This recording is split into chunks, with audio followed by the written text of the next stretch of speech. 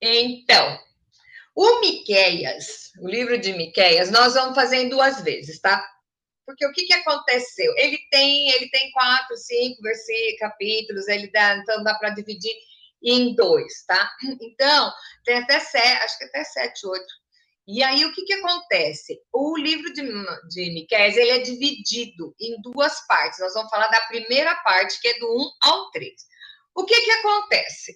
Vamos ter em mente primeiro o que, que acontece. Olha aqui, Deus jamais permite uma bênção ou uma catástrofe sem avisar o povo. Se você for olhar, sempre Deus manda avisar. Ele não pega ninguém de surpresa. O que acontece é que o povo não acredita, tá? Então, nós vemos aqui, Miqueias, ele é usado para falar, ele está contando para o povo que vai ter... ele está contando para o povo que o povo vai ser levado cativo na Babilônia. Então, nós sabemos que isso ele é contemporâneo do que a gente está estudando agora, né? Então, vamos ter sempre em mente isso. Deus nunca manda uma bênção ou uma catástrofe sem antes avisar o povo. Hoje em dia, nós temos internet, nós temos nosso mundo ocidental, o mundo oriental, toda à disposição. Porém, antes era anjo, né? E eu vou falar uma coisa para vocês, gente. Um dia nós vamos fazer um estudo só de anjo. Quando você imagina, eu falo assim, anjo para você, o que você imagina? Aquela criança gordinha, fofinha, com asinha e o arco e flecha, né? O cupido. Anjo é assustador, sabe por quê? Cada vez que aparece o anjo, ele tem que falar, não temas. Pode ver, todas as vezes que aparece um anjo, o anjo, antes de mais nada, não temas. É porque deve ser um troço muito assim, né? Agora tá aparecendo, claro que é inteligência artificial, mas tá aparecendo uns reels, uns filmes, e eu amo, eu compartilho na minha página, que eles fizeram como figuras de anjos, né? E trechos bíblicos. E os anjos, gente, amo ver aquilo, porque eu acredito nisso. No anjo, ele tem autoridade, ele é grande, ele é potente, então é anjo, né? E aí eu fiquei olhando assim, porque é tão bonitos os anjos, será que eu teria medo? Também teria, né? Nem que seja bonito, a hora que você vê, você fala assim, ih, será que eu fui ou ele voltou, né? Acho que deve ficar meio sem saber a hora que você vê o anjo. Mas então saiba que a presença do anjo é uma coisa assim fantástica, porque sempre ele tem que falar não temas, tá? E se aparecesse para mim, ele ia falar também não temas, porque acho que não ia dar nem tempo, né? Se desmaia e tudo certo. Até uma mula desviava de um anjo, lembra a história de Balaão, né? Então, vamos voltar para Miqueias. Então, o que acontece? Quem era contemporâneo de Miqueias? Isaías, Amós, Oséias e o Jonas. Se você vê, ele era contemporâneo desse povo. Mas o que acontece? Você vê que algumas mensagens são entrelaçadas porque viveram no mesmo contexto. E nós vemos que ele profetizava, você vê que ele fala muitas coisas de Isaías também, é muito interessante, que Isaías, nós vamos estudar mais para frente, mas é bem completo, é bem assim, profético, na verdade, tá? O Isaías, ele é messiânico, então é muito, muito interessante a gente estudar o Isaías, mas é mais ou menos da mesma época. Então, nós temos algumas lições para ter com esse livro. Primeiro, o Miqueias é usado por Deus para avisar o povo que vai ser escravo na Babilônia, tá? Então, o que é? O povo estava sendo malzinho, estava sendo desobediente. Deus podia simplesmente mas ele avisa. E aonde que nós vimos isso? Com Jonas.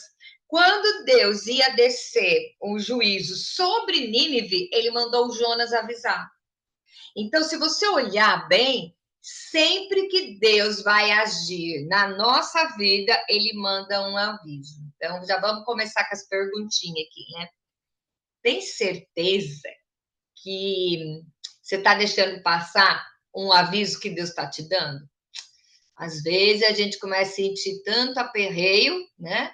E não sabe o que, que é, e de repente é o próprio Deus avisando você, dando a chance de você de cair a ficha, porque o que, que aconteceu em Nínive? Ele mandou o Jonas e disse: vou acabar com o povo, Nínive, não sei o quê, mas aí a palavra de Jonas, mesmo Jonas não querendo, né? Nós já vimos, se você não viu, volta lá no canal que está lá o estudo de Jonas.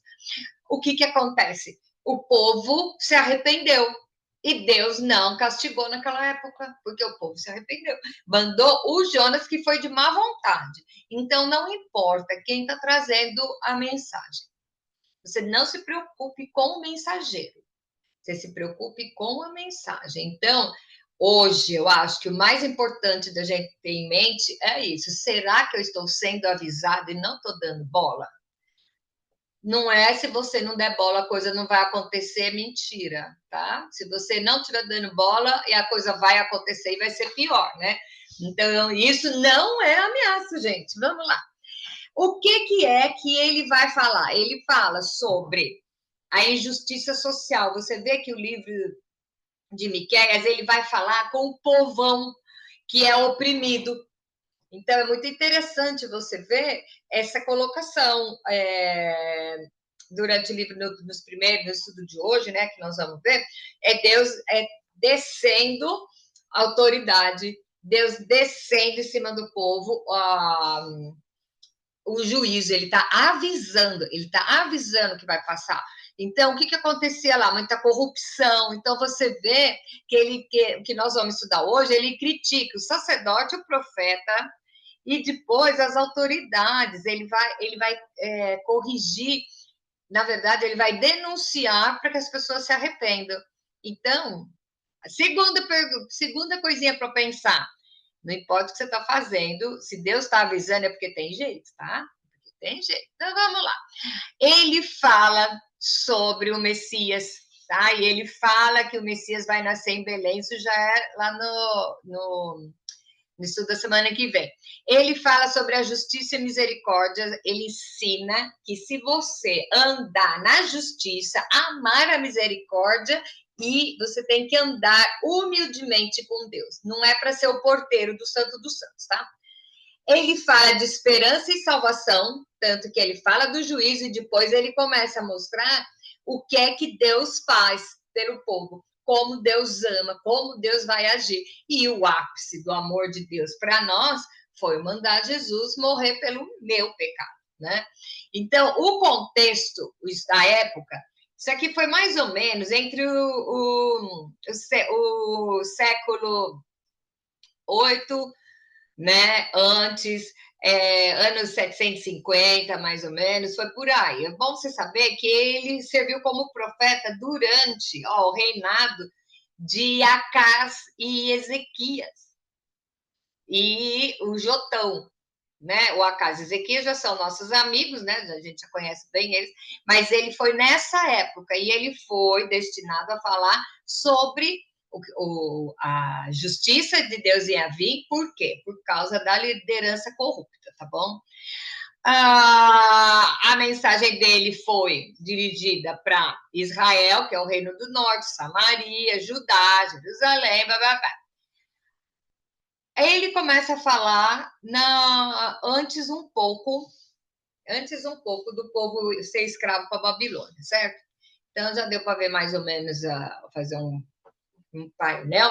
Eu usei a Bíblia na linguagem de hoje para a gente comparar os textos, né? Então a primeira pergunta diz o seguinte: quem são os reis da época de Miqueias? Acabamos de falar: Jotão, Acás e Ezequias, tá? Então ele não devia ser um garotinho com 17 anos de idade, né? Para pegar o coisa desses três reis, né? E aí, o que ele fala aqui? Começa já vamos dizer, a parte poética. Poesia não é só quando é tudo bonitinho, tá? Isso aqui, esse texto que começa aqui, esses versículos do 2 a 4, ele tem a estrutura poética, mas olha o que está escrito. Vamos lá, capítulo 1, 2 a 4. Escutem todos os povos, prestem atenção, todos os moradores da terra. O Senhor vai ser testemunha contra vocês. Do seu templo no céu, ele falará. Ele descerá do lugar onde mora e caminhará sobre as montanhas. Debaixo dos seus pés, as montanhas se desfazem. São como a cera que derrete no fogo. Os vales se abrem como uma enchente cortasse ao meio. A situação estava tão terrível que Deus se levantou do trono. Se levantou do trono e aqui fala, ele vai descer. Ele vai descer. Então, isso é uma ameaça? Não. É Deus contando o que é que pode acontecer se o povo continuar em pecado. O que pode acontecer? Deus se levantar do trono contra mim?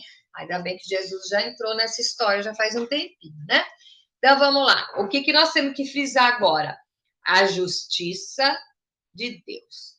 A justiça. Muita gente esquece a parte do juízo do Senhor para ficar só na parte do amor de Deus, tá? Então, isso faz o quê? Você passar um pano nos seus pecadinhos de estimação, né? Quantas coisas a gente deixa para lá, porque Deus não vai vir, né? Aqui, ó, diz que ele vai se levantar do trono contra a gente. Fala sério. Aí ele começa, o que ele vai fazer com Samaria? Então, vamos lá. Por isso o Senhor diz, eu farei com que a cidade de Samaria vire um montão de ruínas em campo aberto. Gente, isso aqui é destruição, tá? Farei com que seja um lugar para a plantação de uvas. Farei com que as pedras da cidade rolem monte abaixo e os alicerces das casas de Samaria fiquem aparecendo. Todas as imagens serão destruídas. Isso aqui, ele já começa a falar da idolatria, tá? Toda a riqueza conseguirá, às custas das prostitutas dos seus templos pagãos, será queimada. E todos os ídolos virarão um monte de ruínas. Tudo que foi comprado com o dinheiro das prostitutas será usado para pagar as prostitutas em outros templos pagãos. Aí você me pergunta, o que é isso? Quando que nós vamos sair de novo? Nós vamos em Paulo, lá em Coríntios, falando do templo de Diana, que tinha as prostitutas, as sacerdotisas, que elas eram prostitutas. É por isso que você vê lá, Paulo falando aos Coríntios, que a mulher não é honroso mostrar a cabeça rapada. Sabe por quê? Quem já estudou esse texto aqui, já sabe que nós já falamos isso no estudo de Atos, mas o que acontece aqui? Aquela época, as prostitutas raspavam a cabeça, certo? Lá em Corinto, que era uma cidade de porto, era uma metrópole. O que acontece? Essas meninas começaram a se converter. E elas queriam ir para a igreja, mas elas tinham a cabeça raspada. Então, a cabeça raspada já queria dizer que era a prostituta do templo. Então, ninguém respeitava, porque é prostituta mesmo. Só que essas meninas se converteram e o cabelo não nasce de um dia para o outro. Por isso que Paulo fala, não é honroso para a mulher ter a cabeça descoberta e ter rapado o seu cabelo. Então, use o véu para ser como o cabelo. É para ninguém, até o cabelo crescer, elas não serem desrespeitadas. Então, você vê que isso aconteceu lá, mas já é antigo. As prostitutas do templo, eram as sacerdotisas, e nós vemos que ainda, desde lá já existia, tá bom? Então, as prostitutas ganhavam ofertas, que de repente nem era delas, era tudo para o templo lá do deusinho que eles estão adorando, certo? Então, vamos lá. E aí Deus já começa a falar o que ele vai fazer por causa de idolatria. Quais as consequências da ira de Deus sobre Samaria? Olha só. As consequências da ira de Deus. Por isso eu choro e grito de dor e em sinal de tristeza ando descalço e nu, ou uivando como uma raposa e soltando gritos de dor como uma avestruz. Pelo menos a gente sabe que avestruz grita, né? Descobriu agora. Os ferimentos do povo de Samaria não poderão ser curados. A destruição já atingiu Judá e está perto de Jerusalém, onde vive o meu povo. Não contem em Gate a nossa derrota, nem comecem a chorar. Povo de Bet-Leafra, role no chão em sinal de desespero. Moradores de Zafir, são todas as cidades, o que vai acontecer? Os moradores de Zafir vão nus e envergonhados para o cativeiro. Os que vivem em Zaanã não devem sair da cidade. Quando ouvirem que o povo de Betel e Céu chorar, vocês saberão que eles não podem ajudar. Os que moram em Marote esperam ansiosos por seu socorro, pois o Senhor fez a desgraça chegar perto de Jerusalém. Moradores de Laquis, atrelem os cavalos nos carros. Vocês fizeram o mesmo que os israelitas, isto é, levaram o povo de Jerusalém ao pecado. Portanto, o povo de Judá diga adeus à cidade de Morezete e Gate. O povo da cidade de Aquizib será uma armadilha para os reis de Israel. Quer dizer, aqui ele está descendo a sentença em todos os povos que estão circundando o povo de Israel, tá? O Senhor Deus diz: vou entregar a cidade de Maressa nas mãos do inimigo, e as autoridades de Israel irão se esconder na caverna que fica perto da cidade de Adulã. Povo de Judá, cortem os cabelos e raspe a cabeça em sinal de tristeza, tá? Aqui, olha, vocês veem que, na verdade, o que Deus está fazendo aqui? Ele está repreendendo os povos que influenciaram o povo de Deus. Então, vamos ver o que acontece hoje em dia. Não sei, se você pegar uma caixa de tomate bom e jogar um tomate podre lá, o podre vai deixar todos os tomates podres, certo? Então, isso acontece aqui. Mas se você pegar uma caixa de tomate podre e puser uns tomate bom, ele vai deixar os outros bons? Não. Não. Então, o que ele está fazendo? A sentença a todo aquele que influenciou o povo de Israel. Aí você fala, mas como o povo de Israel é tão certinho assim? Gente, não é com vinagre que se pega a mosca, tá? Então, o que acontece? Começa a flexibilizar. Aí não é bem assim. Não, você pode dar um fuminho? Posso, um cigarrinho de maconha aí, só um, só para ver como é que é, tudo bem, depois eu peço perdão, tá resolvido. Ó, Kátia, mas eu não fumo um cigarrinho de maconha. Não, mas aí você fala mal da irmã, também é pecado, tá? Não, mas é só, como é que é? Não tô falando mal, fofoca, eu tô contando as novidades. Então, o que acontece? As coisas vão se entrando. Você vê lá nos livros que Salomão fala das raposinhas, né? Na plantação de uva, lá, as raposinhas que entram, porque é sorrateiro. Então, o que acontece? Deus vai ter uma mão pesada para os seus filhos que desobedeceram, mas ele vai cobrar de quem influenciou. Ó, quando nós aqui estamos falando de guerra, de cidade, não sei o quê, mas e dentro da sua casa, e dentro do seu trabalho, e dentro da sua igreja? Você é um agente que está influenciando, você é um influenciado, essa palavra agora, todo mundo fala de influencer, né?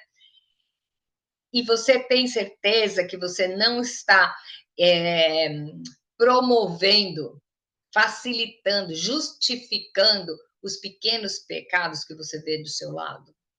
Às vezes, sabe? Por isso que o Salmo 1 fala um troço muito legal, que é bem-aventurado aquele que não anda no caminho dos ímpios. Você tem que conviver com os ímpios, porque você tem a vida, mas andar no caminho, não aceita o conselho desse povo.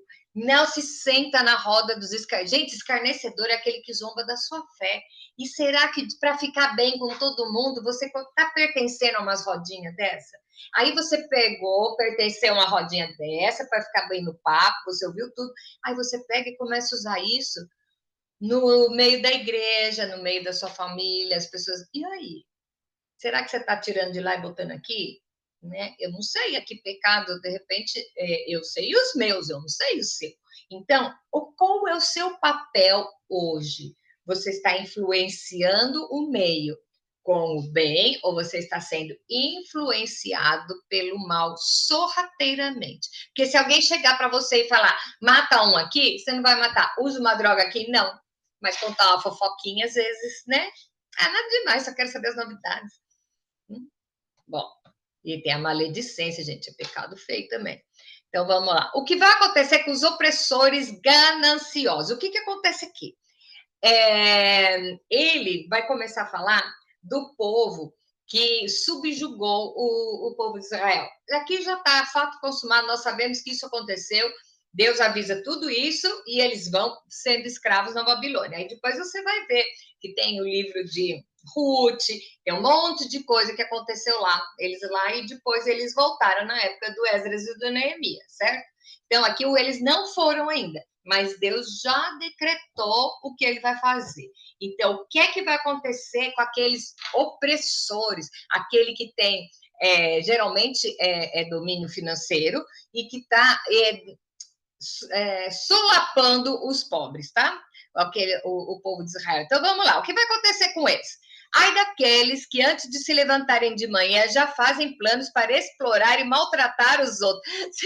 Gente, é verdade. Primeira coisa que você faz quando você acorda, o primeiro pensamento é o quê? O que eu vou fazer hoje para me aproveitar do meu irmão? Ó, é isso aí, tá?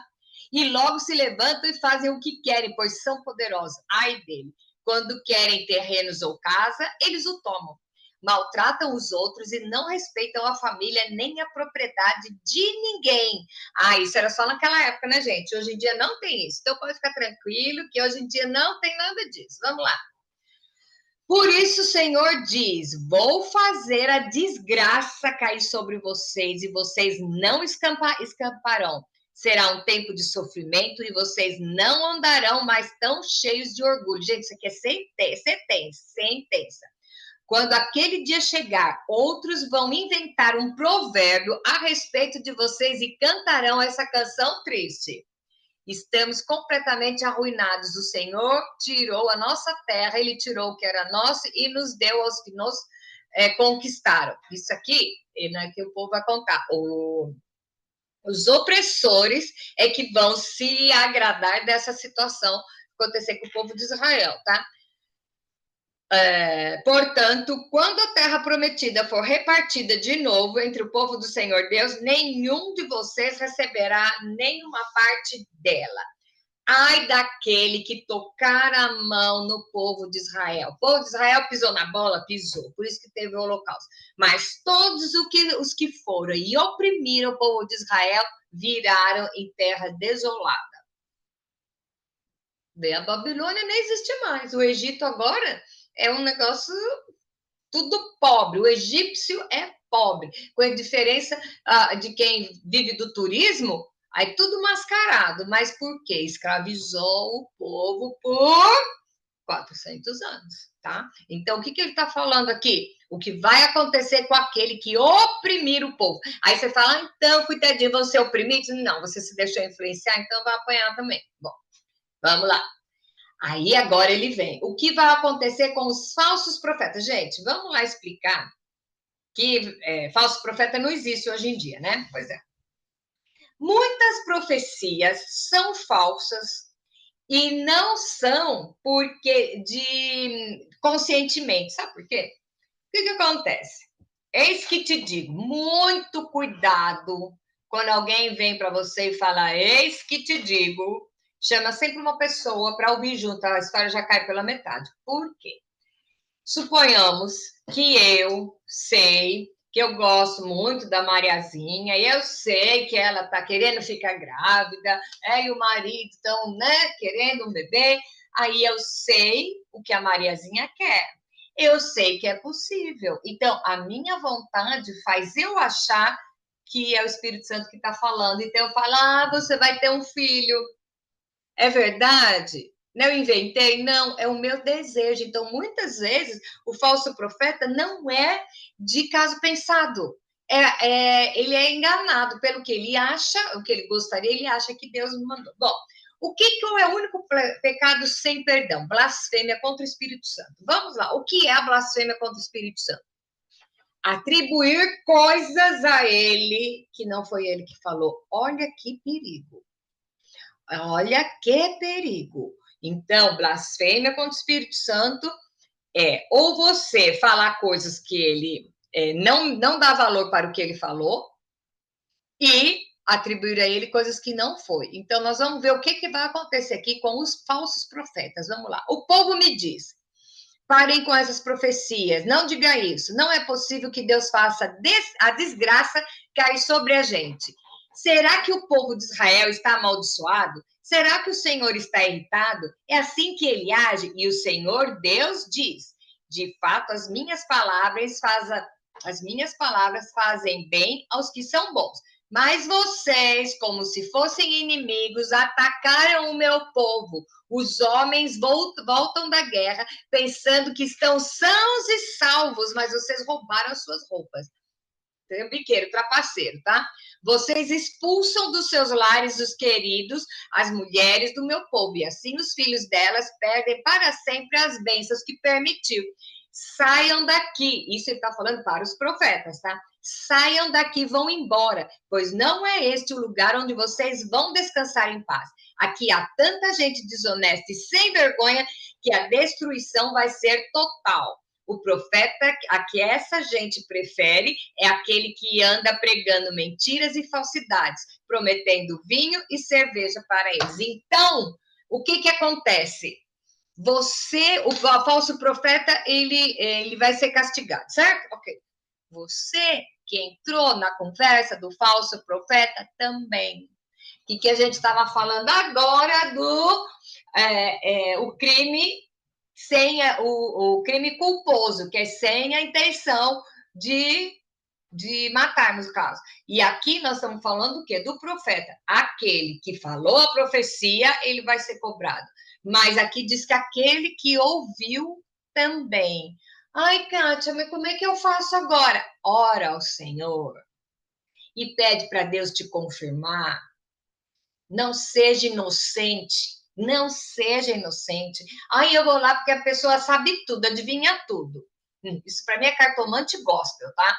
Então ela adivinha tudo. Eu vou falar uma coisa: existe espírito de adivinhação dentro da igreja e não é do Senhor.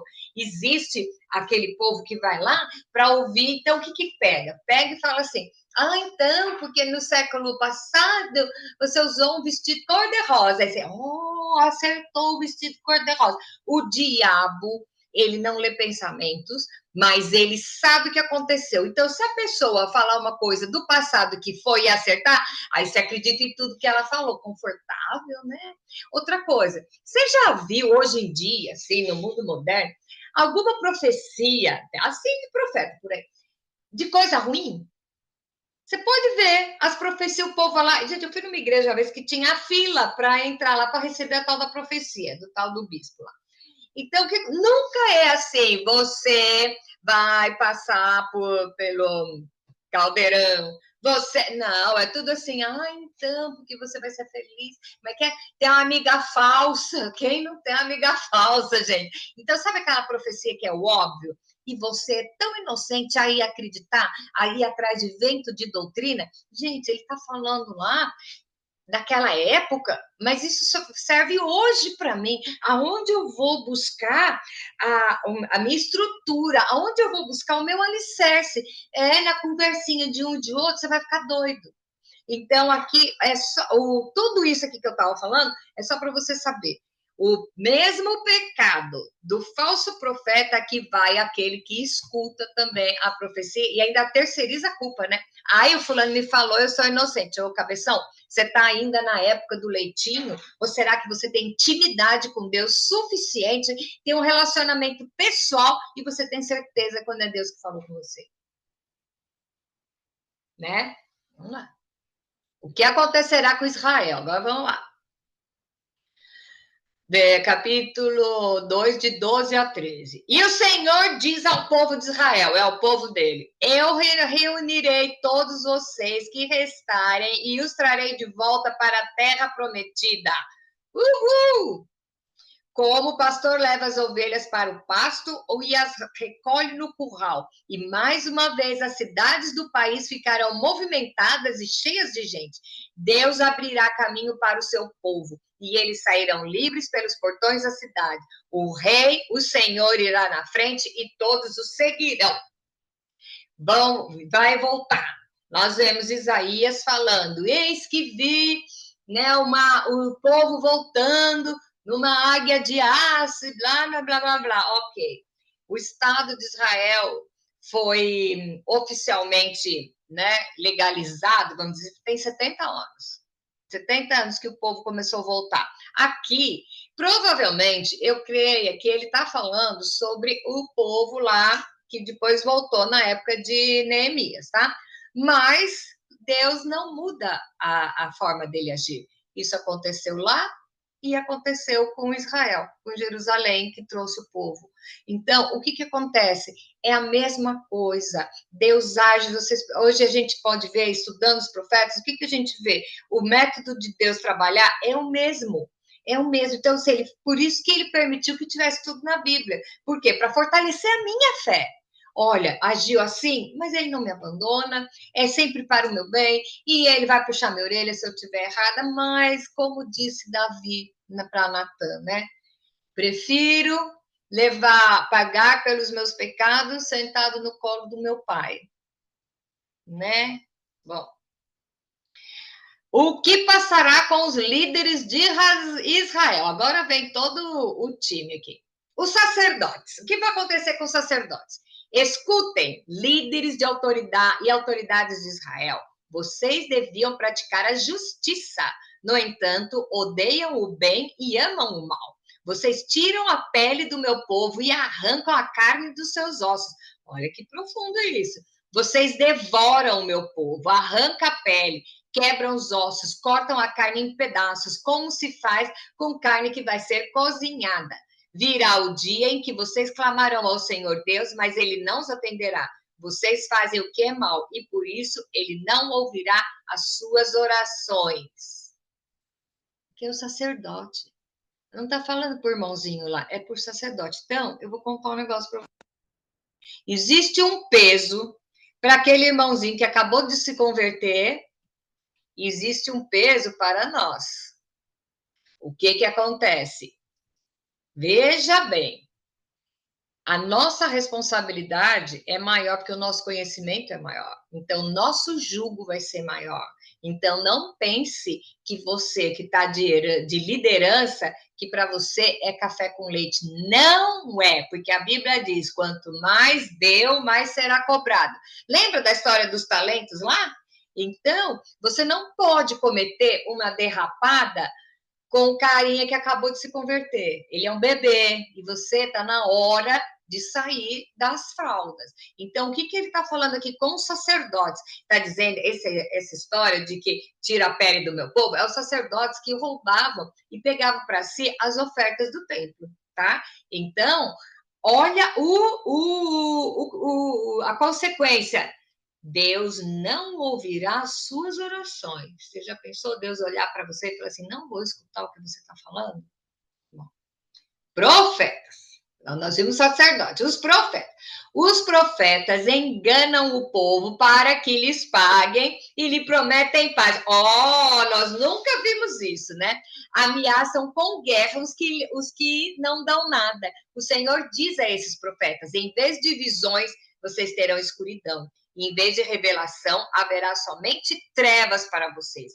A luz do dia vai desaparecer para vocês e a escuridão da noite cairá sobre vocês. Os adivinhos aqui, ó. Já os adivinhos e os que dizem o que vai acontecer no futuro passarão vergonha, não receberão resposta de Deus e por isso ficarão desmoralizados. Mas quanto a mim, o Espírito do Senhor me dá poder, amor pela justiça e coragem para condenar os pecados e as maldades do povo de Israel. Olha que duro é isso aqui para os profetas, os adivinhadores. Nossa, mas será que na igreja tem? Será que é só na minha? Não. Os chefes, agora é a liderança, são a classe política. Vamos lá. Escutem, líderes e autoridades de Israel, quer dizer, não está falando do mundão, é deles dentro do povo, dentro da casa. Vocês odeiam o que é bom e torcem a justiça. Ó, adaptam a mentira à realidade do momento. Vamos lá. Vocês estão construindo Jerusalém, a cidade santa, sobre um alicerce de injustiças e de crime de sangue. As autoridades de Jerusalém aceitam dinheiro para torcer a justiça. Os sacerdotes cobram para ensinar a lei e os profetas exigem pagamento para adivinhar o futuro. Uma pausa aqui. Alguém já viu convidar profeta para pregar na igreja? Eu já vi, infelizmente eu já vi. O quê? Quanto é que você cobra? Eu cobro tanto, mas se você quiser com profecia, é mais tanto. Tá. Eu fiquei tão chocada o dia que eu vi isso da boca do cara. Uma menina veio me oferecer, uma senhora já, ela ficou sabendo que a gente faz o chá, né? E ela veio aqui e falou assim: então, quando for o seu próximo chá, me chama, porque eu faço profecia e eu divido a oferta com você. Falei, minha filha, nem cobro, não admito um negócio desse, porque a minha praia é outra. O meu sustento, por exemplo, vem da minha profissão. Então, não estou desmerecendo quem vive da obra, pessoas que se dedicam o dia inteiro, mas espera aí, com profecia, só o culto é tanto, mas se quiser profecia, aí vem aquelas profecias óbvias, né? Então, Deus sabe o que você chora no travesseiro, Deus está recolhendo as suas lágrimas e dizendo que em muito pouco tempo sua vida vai. Não é? O povo foi para gostar de. Esse que vejo chave. É o povo, gente, eu acho tão barato. Tudo está entregando a chave na mão do fulano, do ciclano, do Beltrano. Gente, que é isso? Então, para que serve a gente isso daqui? A gente vê que isso aí é antigo. E olha, se Deus age da mesma maneira, o povo age da mesma maneira, Deus vai agir também. E é por isso que ele nos permitiu estudar a palavra dele. Vamos lá, voltando. Pagamento para adivinhar o futuro. Mas mesmo assim, eles afirmam que recebem a ajuda de Deus. E eles dizem: nenhum mal vai acontecer porque o Senhor está do nosso lado. Portanto, por causa de você, Jerusalém, vai virar um montão de pedras. O Monte Sião vai ser arado como um campo, e o lugar onde fica o templo se tornará uma floresta. E com isso a gente acaba o capítulo 3. Então, o que você tira proveito desse todo esse texto de hoje? Vamos começar assim. O meu culto a Deus está correto? Ou é como eu acho que deve ser?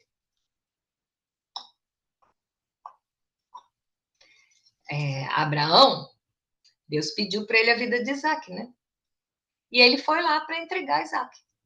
Nós conhecemos toda essa história. Imagina a cabeça do Abraão dando caraminhola, mas ele disse que meu filho, grande nação, agora mandou matar o moleque, como é que faz? Mas ele obedeceu.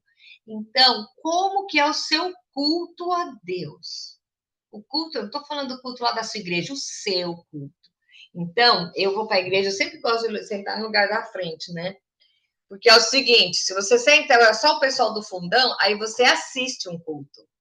Agora, eu gosto de prestar um culto, certo? Então, o que você vai fazer na igreja? Você vai prestar um culto ao Senhor. Quando você vai assistir um culto, você vê uma que saiu, outra que espirrou, criança que tá. Você assiste tudo. Quando você vai prestar um culto, você não vê nada, porque está você focado no Senhor, principalmente na hora de adoração, gente. Então, a pergunta é: como está sendo o meu culto? O culto que você presta a Deus. Você vai na igreja para encontrar com as pessoas, você vai na igreja para cantar ou você vai prestar um culto? E quando a gente vai de coração limpo para prestar um culto, Deus manda a palavra dele. Por isso que a adoração é sempre antes da mensagem, sabe por quê? Para te dar a chance de entrar no clima de prestar um culto ao Senhor. Segunda coisa para pensar. Se Deus ficar descontente com a minha maneira de viver, o que ele pode fazer e o que ele faz? Não ponha Deus e Jesus numa situação de, sabe, de inoperante, aceita qualquer coisa, porque Deus é amor, tá? Deus, ele é justiça. E aí nós vamos ver que aqui ele só está dando dura, né? Aí na semana que vem nós vamos ver ele falando do Messias, que é a solução para o nosso problema. Então, o que eu quero pensar hoje, que eu estou pensando já, e acho que eu quero passar isso para vocês, é exatamente isso. Como é o meu culto ao Senhor? Como é o meu culto? Aí você vai falar, o que é culto? Vai procurar, vai procurar. Então, é assim, pode vir alguém te falar uma profecia? Pode, claro que pode, mas eu ainda vou mais longe. Uma profecia é verdadeira quando ela vem para você confirmar algo que já existe. Agora, se você ouviu alguma coisa, pega e fala para o Senhor mostrar para você se é verdade. Tá? Porque às vezes a pessoa falou, nem é por maldade, viu, gente? É porque ela gosta de você e ela acha, sabe o que é que você está querendo. Então, não vamos ser crianças, vamos amadurecer. Então, tem uma profecia para você, guarda ela no seu coração e fica olhando em volta, porque Deus confirma. Deus nunca dá uma correção sem avisar. Então, você está sendo avisado de alguma coisa? Ou você não está querendo reconhecer? Ou você está tão focado naquilo, no desejo do seu coração, que você não presta atenção no que Deus está querendo para a sua vida, e muitas vezes Ele pode querer te corrigir. Ai, mas Deus não é amor. É, você não dá um tapinha na criança quando ela fez arte? Quem tem filho sabe quantas vezes a gente dá uma dura no filho, depois vai lá na cama, o bichinho dormindo, e você vai lá, ai, meu filho. É ou não é? Não é? Então, até onde Deus está me corrigindo, eu não estou percebendo, eu estou achando que Ele está me castigando. Gente, Deus não castiga. Quando Ele quer que você seja repreendido, é só Ele tirar a mão dele, minha filha, porque o seu viver, o seu entorno e o diabo já dão conta de te castigar. Então, o que eu tenho que saber? Estar andando na perfeita vontade do Senhor. Ai, mas eu erro, é impossível. É impossível, por isso que Deus mandou Jesus. Então, é possível. Jesus veio como homem para provar que ele, mesmo humano, ele não pecou. E isso quer dizer o quê? Hoje nós temos na Trindade a parte humana, que é a parte de Jesus com a mão furada, certo? Então, veja aonde você está hoje. Estava levantando uma tempestade na sua vida? E tempestade, gente, às vezes são coisas que nem quem mora com a gente percebe, que é uma coisa que vai daqui e aqui. Tem alguma coisa que não está do jeito que você queria? Ora ao Senhor e pergunta: será que não é Deus te avisando que Ele está te corrigindo? Que Ele não está aprovando o seu culto? Ou que ele tem, às vezes até tá tudo certo, mas ele quer te levar um degrau a mais. Às vezes a gente estaciona no leite com biscoito e Deus está lá preparando uma feijoada para você. E você está lá feliz que você já está comendo bisnaguinha com requeijão. Nossa, de onde eu lembrei isso agora, né? Mas o que é? Aonde você está? Por que Deus permitiu que a gente esteja estudando isso hoje? Todas nós aqui estamos ouvindo, é para nós. Que não adianta você ouvir um texto e falar assim, nossa, fulano tinha que ver. Não, não. Se fulano tivesse que ver, ele estava aqui. Então, esse estudo de hoje é para mim. É para mim. E não importa se você vai ver esse estudo daqui a 20 anos, não importa. Você vai ver no dia que tiver que ser. Porque a palavra de Deus se renova a cada manhã. Então, ouça, mas os livros proféticos é só desgraceira. Então, é Deus ensinando a gente a viver. E ainda bem, eu louvo a Deus pela vida de cada uma aqui. Que se você está aqui, é por quê? Porque você tem um coração desejoso de aprender, desejoso de continuar, que você tenha vontade de desfrutar, você quer saber cada vez mais para chegar cada vez mais perto do Senhor. E aqui, esses profetas todos, Jesus ainda não tinha vindo. Então, era assim, Como é que é? Como é que fala? É o preto e o branco. É isso aí. É isso aí. Então, Deus está colocando tudo muito claro na minha vida hoje. Então, eu espero realmente que cada uma de nós possa sair daqui com um desafio e para saber como está sendo o meu culto. E se eu estou sofrendo o quê? Uma disciplina ou eu estou sendo avisado de alguma coisa? Com certeza a resposta está bem dentro do seu coração.